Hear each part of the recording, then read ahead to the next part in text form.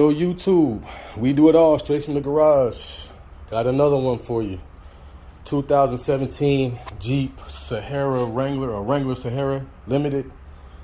Doing front and rear brakes and rear rotors. Only thing I've done so far is taking the tires off. And these brakes, they're decent, but we're gonna get them replaced. So, front brakes.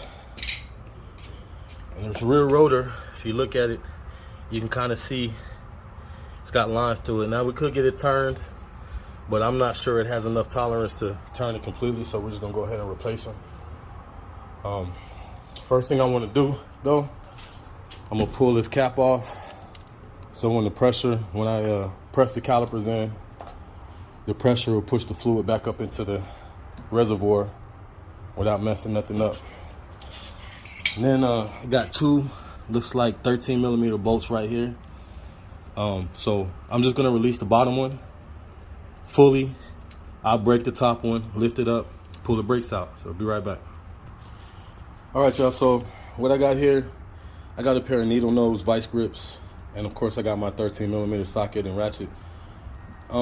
If you look at the clearance between here, it's real slim. It'd be hard to fit a regular wrench in there. So if you have a real slim wrench, I think it's probably like a 15 or a 17. But if you don't, a pair of needle nose vice grips will work great to hold that bolt. So you can go ahead and just, as you can see, the vice grips are spinning, but you get them to the point and go ahead and take that bolt right off. And we'll loosen the top one and I'll be back. So as you can see, I got the top bolt loosened and I just pulled up on the caliper, and there's my brakes. And like I said, these are in decent condition, but the customer wants all four of them done, so we're gonna do all four of them. The rear ones are the ones that really need to be replaced. Anyway, with the brake out, front.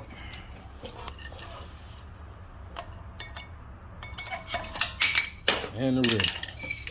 So we check the rotor. And looks good on both sides, so the rotor's fine. So now we're going to compress the caliper. There's a lot of different ways to do this. My method was easy for me. Take one of the old brake shoes, sit it in the caliper, and then I got this C-clamp. So I'm gonna get this all set up and I'll come back and show you how I do it. All right, so you can see I got my C-clamp set up. So basically I took my old brake shoe, or brake pad, excuse me, and I put the front end of the C-clamp on that, and then the back end is on the back of the caliper on a flat space. And all I'm gonna do is twirl it in so that this piston will go back into the brake cylinder, and then we'll go ahead and put the new brakes on. All right, so you can see we got the piston pushed back, and if you look on the floor, I got brake fluid all on the floor. That's because the customer overfilled the master cylinder reservoir, and the brake fluid is just spitting out. So that's probably gonna happen 3 more times because I gotta do all 4 brakes. But just know, if your master cylinder is loose and you don't notice any leaks, might wanna check your brakes. Because what happens is every time you compress the brakes, as the brakes get lower, this piston pushes out and it forces fluid in to push the piston out. So if you keep adding fluid, when you go to get your brakes changed, that's what's gonna happen. All right, so just a word of advice, if you notice that your master cylinder is getting low on brake fluid, probably wanna check your brakes, especially if you don't have any leaks. Anyway, from this point, we're gonna change this brake hardware because the new brakes come with it. And I'm also gonna take these, let me see if I can, hold on, I'll be right back. I'm gonna take the top bolt out also, even though I didn't, just to grease these pins. Because if you don't grease these pins, which these are actually decent, so I don't really need to grease them. But I did do a vehicle a couple weeks ago where this pin was rusted into the this bracket right here. So it's good to just check these pins, make sure they're greased, and if they are, then they're fine. You can just push them back in like that, and they lock in pretty good. So these are already greased, so I don't need to grease them. So now all I'm gonna do, put the new brake pads in, put some grease on the sides of them, and get this put back together.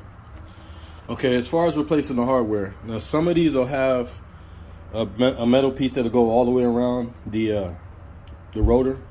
These are individual. All you do is take a screwdriver, just pop them out on both sides. And then your new brakes should come with a pack like this. They'll have new ones in. So all you're gonna do is seat them back in here, put a little grease on them, and they should be good to go. I'll be back. All right, guys, so got the new hardware in, top and bottom, got the brake pads put in. So now all we gotta do is slide this down.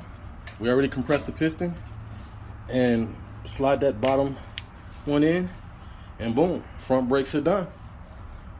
So not too terribly complicated, maybe 20 minutes per side. And that's really it. So if you got any questions, leave them in the comments. I'm gonna do the rear also, so actually let me pause this video and then I'll do the rear. I changed my mind, I'm gonna do a whole separate video for the rear. Anyway, that's the front, both bolts back in. Tighten that up with the vice grips like I told you.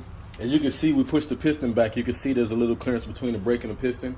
Don't worry about that. Once you're done with the brake job, you can go ahead and hit the brakes and it'll calibrate itself after a few pumps. One thing to be aware of, do one side at a time. Don't try to take two sides off and then, do it all at once, because if you take the other side off and this side and you press this piston in, it's gonna push the fluid to the other side and it could pop that piston out and mess up your caliper. So just take your time, do a side at a time, and then you should be good. So as we do it all straight from the garage, man, I appreciate y'all for watching the videos, and I'll do my best to keep them coming. Peace.